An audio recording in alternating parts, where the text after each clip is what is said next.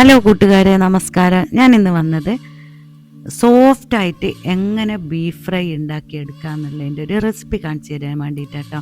തേങ്ങ കൊത്തൊക്കെ ഇട്ടിട്ട് ഉള്ളൊരു ബീഫ് ഫ്രൈ. അപ്പോൾ എന്തായാലും വീഡിയോ സ്കിപ്പ് ചെയ്യാണ്ട് കാണണം, എന്നാലാണ് നിങ്ങൾക്ക് ഇതിൻ്റെ യഥാർത്ഥ രൂപം മനസ്സിലാവുള്ളൂ. അപ്പം നമുക്ക് ഇതെങ്ങനെയാണ് ഉണ്ടാക്കുന്നത് നോക്കാം. അപ്പോൾ ഞാൻ 1 കിലോ ബീഫ് കഴുകി വൃത്തിയാക്കിയതാണ് എടുത്തത്. അത് ഒരു കുക്കറിലോട്ടേക്ക് ഇട്ട് കൊടുക്കാം. അതിനുശേഷം ഇതിലേക്ക്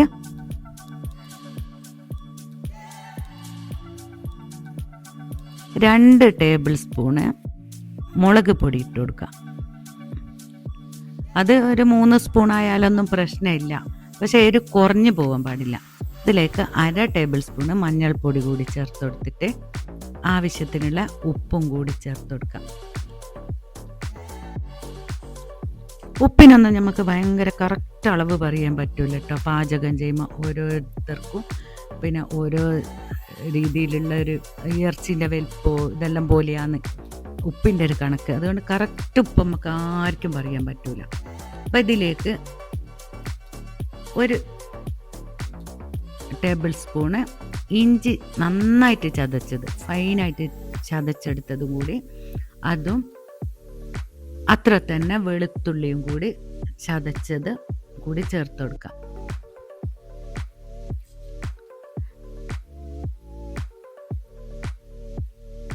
എന്നിട്ട് കുറച്ച് വെള്ളം, കുറച്ച് എന്നാൽ 1 ഗ്ലാസ് ഒന്നും ആവശ്യമില്ല, 1/2 ഗ്ലാസ് വെള്ളം ഒഴിച്ചിട്ട് നന്നായി ഇതുപോലെ ഒന്ന് ഇളക്കി നന്നായിട്ട് ചേർത്തെടുക്കുക. കൈ കൊണ്ട് പെരക്കുമ്പോൾ അതിനൊരു നല്ലൊരു ടേസ്റ്റ് വരിക. അപ്പം ഞാനിത് വീഡിയോ എടുക്കുന്നതായതുകൊണ്ടാണ് സ്പൂണുണ്ട് ഇതിങ്ങനെ എന്താ പറയുക, ഇതിങ്ങനെ ചെയ്ത് കൊടുക്കുന്നത്. കൈയായിരിക്കണം, കൈയിൻ്റെ കുണം എന്ന് പറഞ്ഞാൽ അതൊരു വല്ലാത്തൊരു ടേസ്റ്റാണ്. അപ്പോൾ ഉപ്പൊന്ന് നോക്കിയിട്ട് ഇനി വേണമെങ്കിൽ കുറച്ചും കൂടി ഒന്ന് ചേർത്ത് കൊടുക്കാം. അതിനുശേഷം ഹൈ ഫ്ലെയിമിൽ കുക്കർ ഒരു 6-7 വിസിലടിയട്ടെ.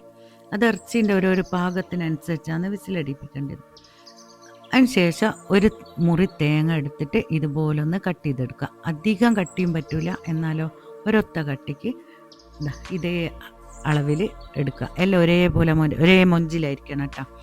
അപ്പോൾ ഇറച്ചി വന്നിട്ടുണ്ട്, 7 വിസിലടിപ്പിച്ചിട്ട്. അപ്പോൾ ഇതിൽ ഇത്രയും വെള്ളം വേണം. അപ്പാടെ വറ്റിപ്പോവാൻ പാടില്ല.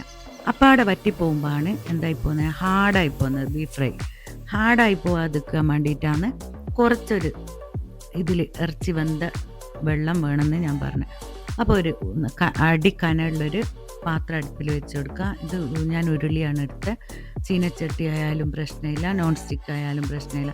ഇതിലേക്കൊരു 100 ഗ്രാമോളം വെളിച്ചെണ്ണ ഒഴിച്ച് കൊടുത്തിട്ട് ഒരു നുള്ള് വലിയ ജീരകവും കൂടി ചേർത്ത് അതൊന്ന് മൂക്കുമ്പോൾ ഇറച്ചി വേവിച്ച് വെച്ച ഇറച്ചി ആ വെള്ളത്തോടെ ഒന്ന് ഇതിലേക്ക് ഇട്ട് കൊടുക്കുക. അത് നന്നായിട്ടൊന്ന് ഇളക്കി കൊടുക്കുക. നന്നായിട്ടൊന്ന് ഇളക്കി കൊടുക്കുക.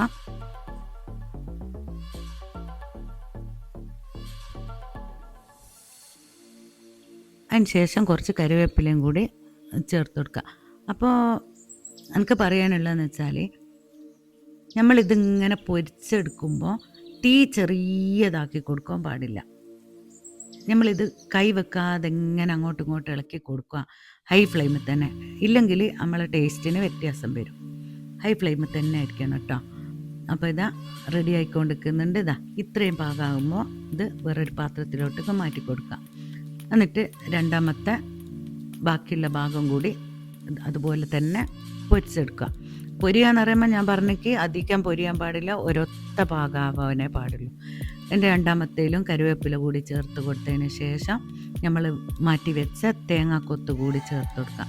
അപ്പോൾ തേങ്ങാക്കൊത്തും കൂടി ഒന്ന് ഹൈ ഫ്ലെയിമിൽ ഇതിങ്ങനെ ആയി വരുമ്പോൾ ഇതിൻ്റെ മണവും ബീഫിൻ്റെ മണവും ഈ തേങ്ങേൻ്റെ അകത്തുനിന്ന് കുറച്ച് വെളിച്ചെണ്ണയും കൂടി ഇറങ്ങും.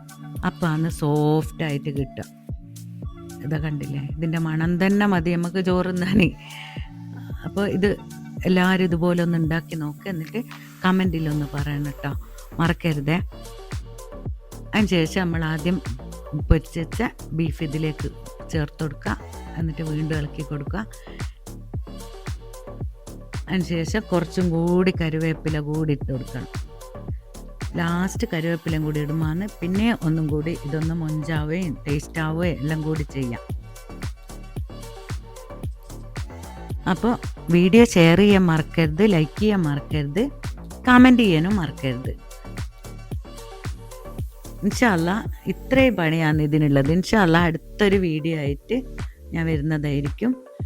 അതുവരേക്കും ടാറ്റ, ബൈ ബൈ.